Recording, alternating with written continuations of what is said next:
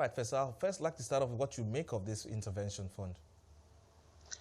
Well, intervention funds are always a welcome development. They have been useful in the past.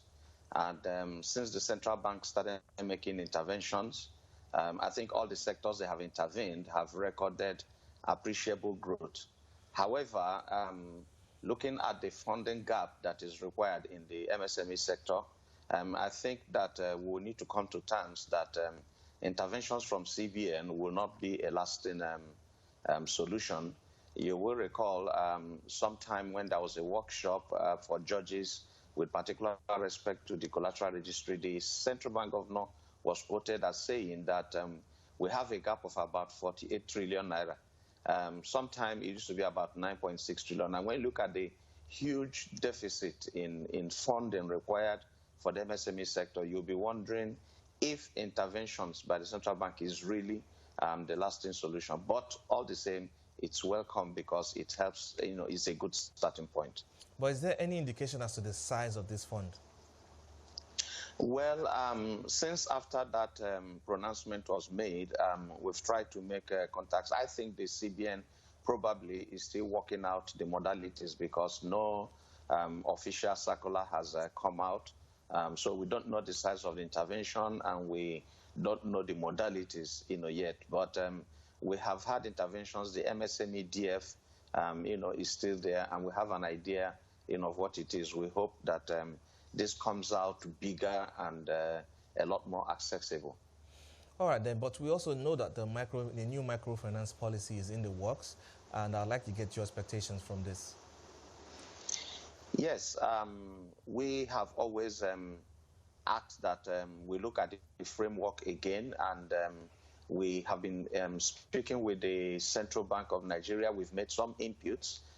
We believe that the framework needs to be looked at again, especially from the perspective of the business model for microfinance banking in Nigeria. So many things we haven't got right yet, and they need to be fixed. So we are enthusiastically looking at new frameworks, and I hope that in their usual manner, the central bank will cause an exposure draft to be issued so that all relevant stakeholders can make appropriate inputs to the view that we'll get a workable document that can change the microfinance banking landscape.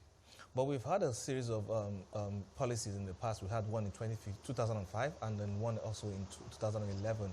But what are the major tweaks you would like to see to this new policy? Yeah, there are several areas that need to be looked at. The microfinance framework for Nigeria was built around a linkage program, a situation where all the different segments of the banking sector are linked properly to ensure that we address, and cover, all the spheres of our areas of operations. For example, today, if you come to the funding gap that we're talking about, you realize that there is no strong linkage between the microfinance bank and the commercial banks. So to the extent what you see today is that whereas the commercial bank can pick funding from every sector, they can collect savings as little as 500 naira, but they cannot lend to the micro sector. So you find out that there is a movement of liquidity out of the bottom of the pyramid into the commercial banking sector, and these are utilized to fund large corporates and other large-scale operations, thereby starving the same sector where these savings are being mopped up. We want to see a stronger linkage program, a situation where the commercial banks, for example, should be mandated, with a sectoral allocation of credit to the microfinance sector. If they cannot go to the rural areas, if they cannot go to the sectors that require very little credits, then they might best give wholesale funds to microfinance banks. And I think that will bring a better traction to make more impact than the central bank, bringing out intervention funds. That is one area. You look at the issue of prudential guidelines. Microfinance banks are expected to write off their debts if they remain outstanding and unpaid after 90 days. If you look at the same situation with the commercial banks, you find out that microfinance banks are under tremendous pressure to write off debts even as we all know that the credit culture in the country is getting worse. And also want to look at the area of how do we fund microfinance business. We want to look at the prudential guidelines. We want to also look at the entire structure. For example, if you look at where we came from the community banks, and we are today doing microfinance bank, and we have the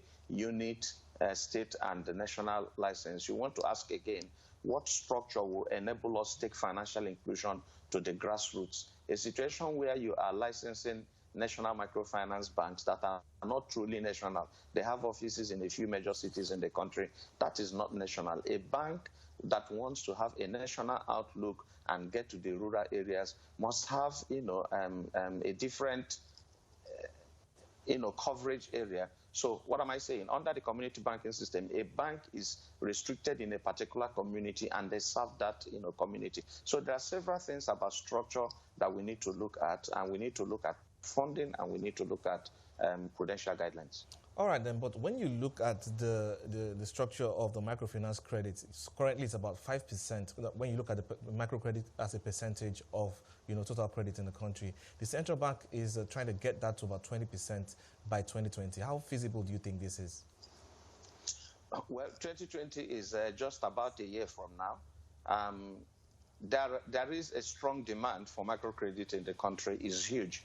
The growth depends on how available, the liquidity and the capital that is required to fund this. If you put money in the hands of microfinance banks today, achieving 20% will not be a problem.